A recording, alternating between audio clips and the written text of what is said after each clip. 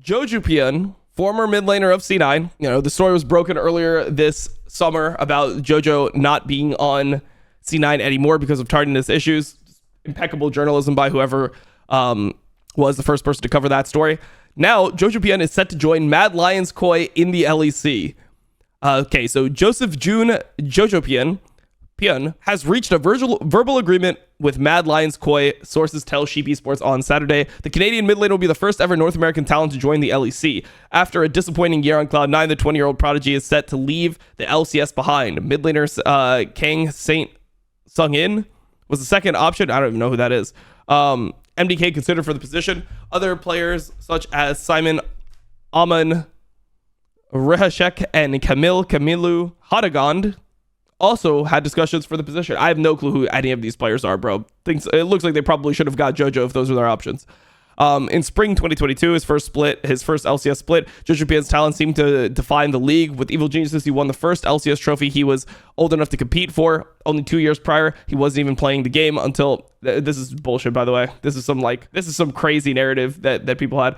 I've been playing with Jojo for like a long time in solo queue. He started playing competitively the year before. So when he was 16, he played Evil Geniuses Academy. He played on Evil Geniuses Academy. But he used to always be like in solo queue. Like I remember him playing 2 years before in solo queue, like I was playing against him. So this is just some like narrative bullshit. Season 10, I was already playing with him. Until January 2020, he was an active Fortnite esports player, but less than a year later at age 16, he was signed to Evil Geniuses Academy team. He's one of the greatest talents North America has ever produced, a testament to the LCS's often maligned development system. Next year, though, he'll play in the LEC. Mad Lions Koi allowed their mid laner for Scowie to explore options last week.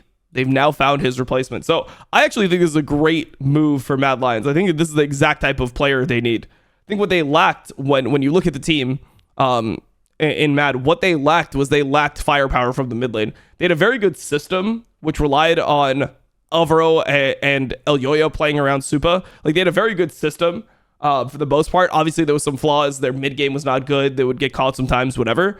But overall, I would say that the Gen X is returning to SK in the LEC. Interesting. He played really well with BDS Academy. So yeah, he won EU Masters and he won LFL. So it makes sense that he's coming back now. But yeah, a player like Jojo coming in, I think, is super important for that team because now they could be more of a stable team. They don't have to like perma cheese in a way. They have a stable mid laner that should be able to play all champions in the meta. And the most important thing is that it feels like they actually have a good system for Jojo to play in. Whereas, you know, when Inspired was leading the show over at Evil Geniuses, it felt like Jojo really thrived because he had people covering like what is being done within the game, and he could just focus on playing the game himself and just being a mechanical talent. I think that this is something that he'll be able to do in Mad Lions. Now that there's already a system in place, there's a way that they want to play the game. He can fit into that, and he can use the fact that he is generally a good laner to really bolster the team. So I think this is a great move for both Jojo and Mad Lions. I mean, if Jojo can't get a spot on TL, if he's not going to get a spot on FlyQuest, if he's not going to be able to get a spot on Cloud9, obviously, what's the point of staying in the LCS? Like, what's the point of staying with the other teams that are in the LCS? Like, what, he could go to like Shopify or something. He could go to Dignitas or something. I mean, we'll see who the final replacement team is. Like, there's rumors it might be Disguised, for example, joining the LCS.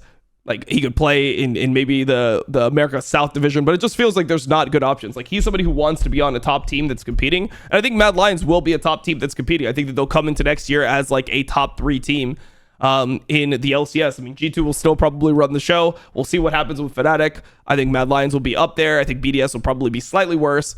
And you'll go from there. Maybe like Mad Lions is a floor of being like 4th, 5th place, but this is a good move for him. Jojo is the first NA import to EU. Yep.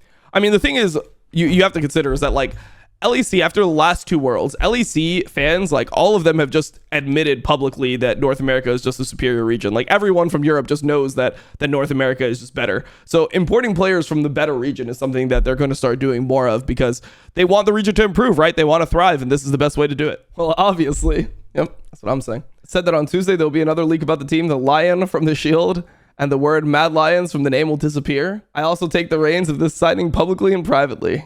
Damn. So they're not going to be Mad Lions Koi. They're just going to be Koi. going forward. Bro, I don't know, bro. I'll keep the Mad Lions name. I feel like there's something lucky about the Mad Lions name, no? Like, ever since Mad Lions joined, I feel like they've always had good vibes. I don't know, that lion with the crown and everything, it vibes. And like, Koi has been sullied by Rogue, bro. Rogue completely sullied the Koi brand.